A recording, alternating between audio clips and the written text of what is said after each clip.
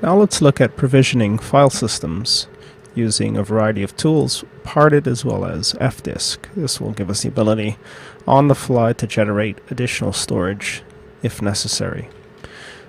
So let's label this section Provision, Partitions, and File Systems.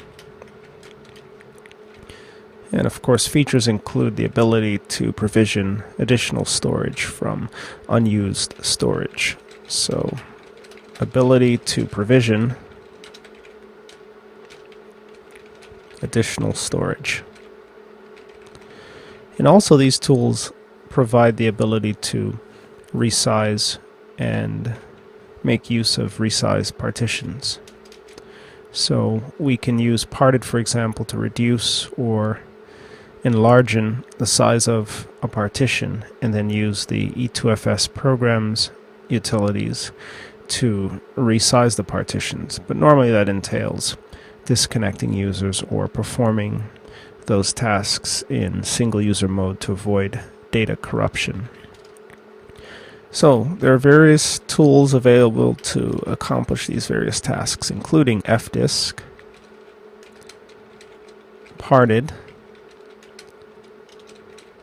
and make2fs, which will make EXT2, EXT3, EXT4, and other file systems. So when provisioning storage, you use a partitioning utility such as fdisk or Parted, and once the partitions have been provisioned or resized, you use make2fs to overlay the file system on the partition. So if you look at the storage hierarchy from the perspective of the disk, first is the disk, then we overlay one or more partitions onto that particular disk, and then on those partitions we overlay file systems. This is the typical hierarchy that you'll find on a storage device, a block device, whether it's a USB stick or a SATA or SCSI drive.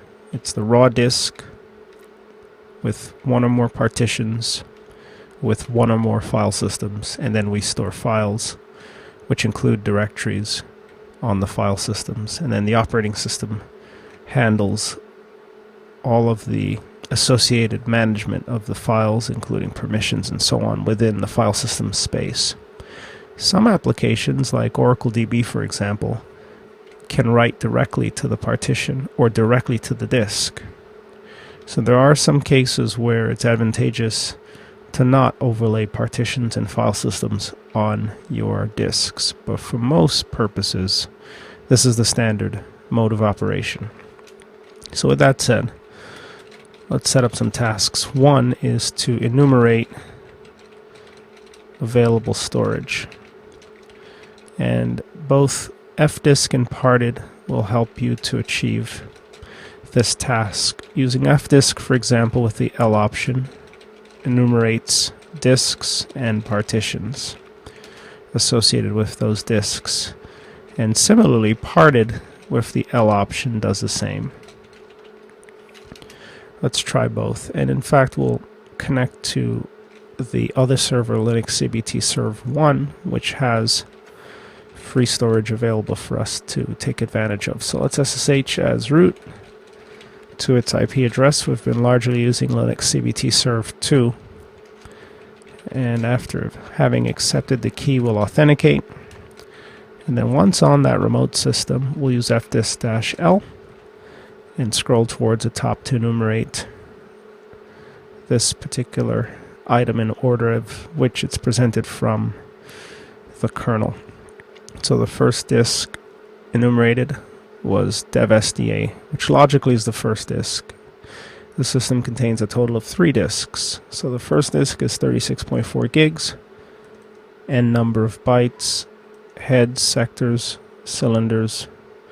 The geometry of the disk is indicated, and below we see the partitions that are specified on this particular disk, SDA1 and SDA2. We note that this particular partition, SDA1, is the boot partition because there's an asterisk in the boot column. It starts here at the first cylinder all the way up to the 64th. Block size, these are the blocks that are in use, and the partition ID 83, type Linux. SDA2, type LVM, type AD. So it's a part of the LVM structure.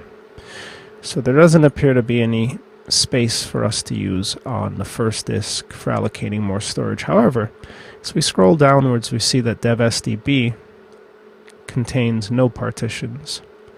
It's also the same size, same geometry, blank partitions, so this is a candidate.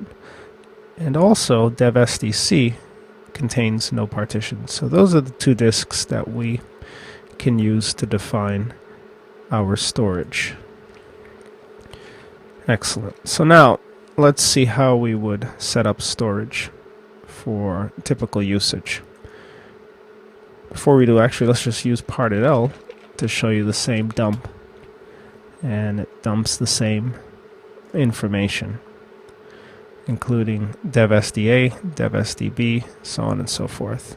It's arranged slightly differently, so the flags include boot and LVM, for example, for those partition types, but nonetheless, it returns the same information. So how do we provision additional storage? We know that we've got space on 236 gig disks, so to provision additional storage. So first we begin by selecting a disk to operate. So select disk, and we'll begin with, let's say, dev SDA, or SDB that is. 2, we need to use one of our tools to overlay a partition on the disk. We like to use parted because it seldom requires that we reboot the system in order for partition changes to take effect. So we'll instruct parted to communicate directly with dev SDB. This saves us from having to select the disk once within the parted interface. In other words, it sets the scope directly to dev SDB. Let's clear screen and focus in on dev SDB. Parted tells you that it's using dev SDB, so you know that the changes that are affected pertain to dev SDB and not to some other disk. There are a variety of commands available. If you type help, you'll see them. One commonly used command is print, which prints the partition table. To make a partition, we use makePart, and then we specify some options, including the size of the partition, where it begins, where it ends. So let's go ahead and include that command. That's going to be makePart, and we want to make it a primary partition, since it's the first on the drive. And let's make it 10 gigs in size, so from 1 to 10 GB. Parted will handle the block allocation for us. And just a quick word regarding partition types. You've got primary and extended and logical partitions on x86 systems. You can have up to 3 primaries and 1 extended, and within the extended, n number of logical partitions, depending on platform. So this will make us a primary partition momentarily. Let's reprint the table using P, and now we see that we have a partition which is 10 gigs in size, and it's a primary partition. No file system has been overlaid, and no flags have been set just yet. Flags such as, of course, 80 for LVM or 83 for standard Linux. We'll leave the setting of the flags to the make2fs utility, which will overlay the file system, setting the file system appropriately to EXT4 as opposed to EXT2 or 3. So now the partition has been committed to the disk. If we quit parted, it will reflect. Notice it reflects that we should update fstab. This means in order to make the partition available for usage within our file system, we should mount it somewhere via etcfstab, such that when the system initializes, it provisions it for us. So now if we rerun parted with the L option, we should see that for dev SDB that there is a new partition provisioned. That's 10 gigabytes. Similarly, if we run fdisk L dev SDB, we'll see that same partition represented using number of blocks starting and ending cylinders. So it's also flagged as 83 Linux, but no file system is there. That is a default partition type, 83 Linux, when using parted. So we are now ready to overlay a file system, EXT4 of course. So the next step is to use the make 2fs program. Now it sounds as if it makes extended file system version 2 file systems solely,